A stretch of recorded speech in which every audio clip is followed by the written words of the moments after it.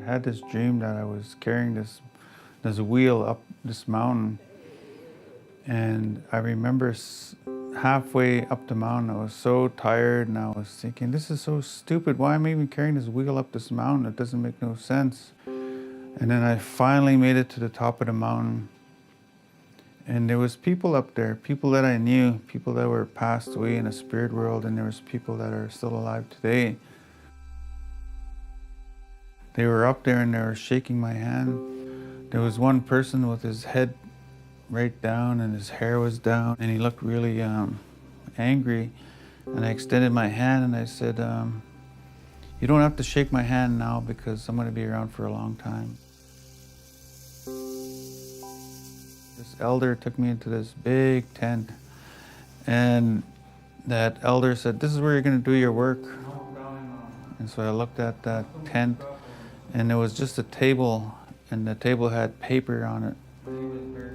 And it looked like somebody was going to do a workshop. And I shared this dream with my wife, and she goes, well, that's your purpose in life. You found your purpose. I'm really passionate about the medicine wheel. In that circle is the mental, physical, spiritual, and emotional part. I really love what the teachings are behind them, because it helps me to grow as a person. It helps me to understand more about my body. It helps me to understand more about the spiritual life that I live. When I hold that ego feather and I talk to other people, I'm talking about what's inside my heart, and that's what's really special.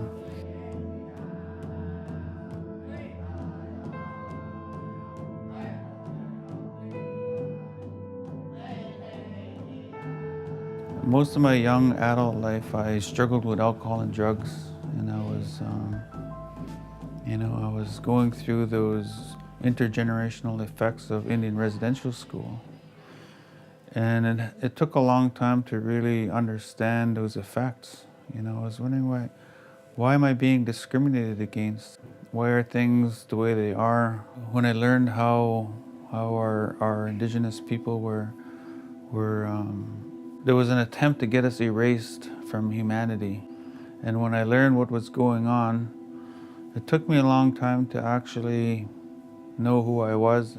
So when I started to find my identity, I began to realize how important it was of following the elders and following the ceremonies.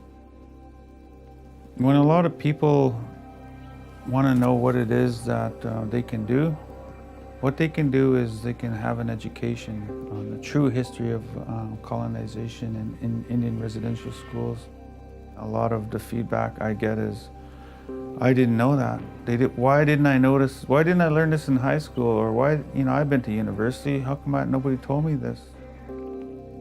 When we as Indigenous people create these programs and indigenize our programs and do it respectfully and consulting with the elders and asking the Spirit to guide us and to help us to do this work, it really makes our program really, you get more of a better understanding, I think, when that smell of sage is in the room and we do our songs, and we do those prayers, something magical happens, and I think that's that spirit of the medicine wheel.